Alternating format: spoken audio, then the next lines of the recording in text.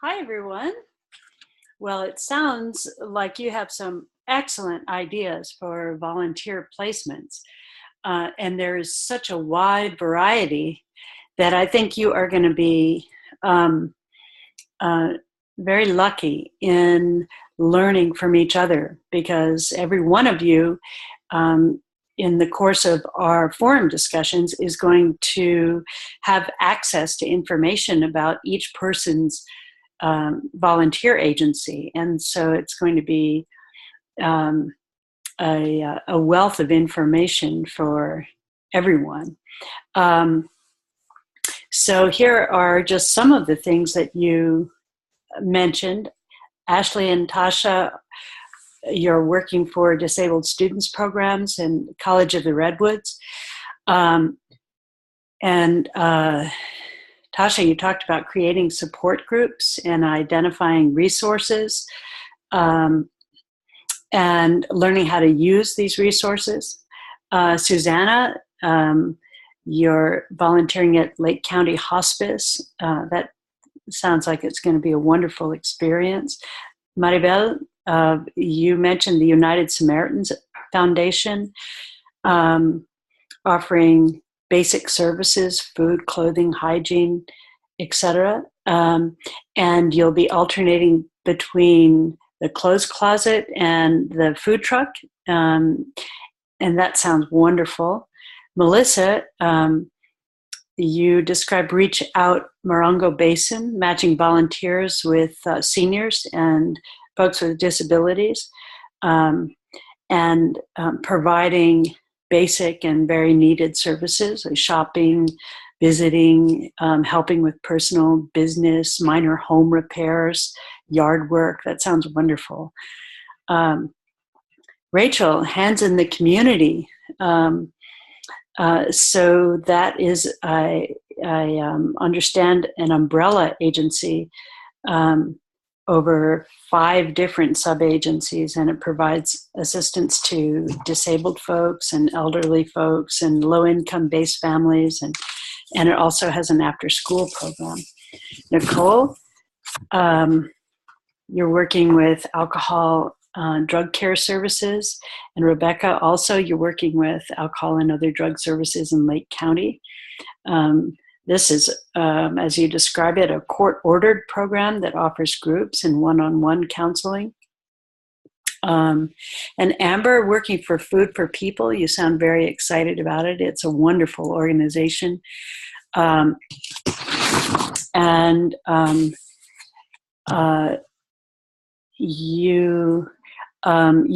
state very clearly learning objectives, finding out more about various resources, learning about the intake process, and learning a little about what it takes to organize and coordinate programs like Food for People. Samantha, working for the Terry G. Muse Family Services Center that offers mental health services, family counseling, addiction services. Amber, you described the DCFS in San Bernardino. And Wendy, Shasta County Health and Human Services perinatal treatment, providing alcohol and drug treatment to women with children.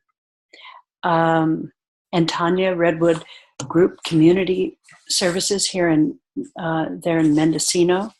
Angelica, Creative Alternatives, residential care, a foster family agency offering emotionally disturbed children services. You do a particularly good job of presenting your learning objectives in clear and behavioral terms.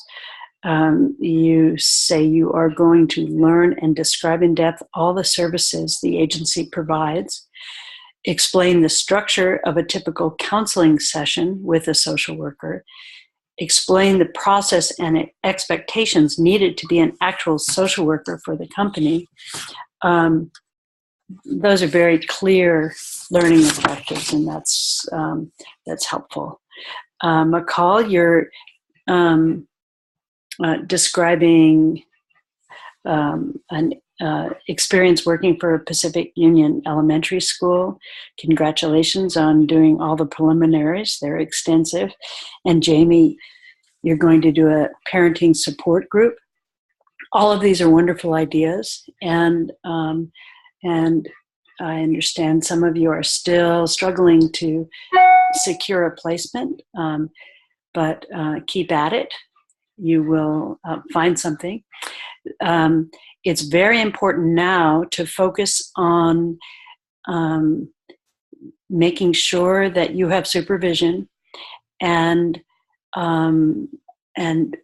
articulating your main 3 learning objectives in very clear and behavioral terms, so that anyone reading your learning objectives could get a clear understanding of what it is that you're doing.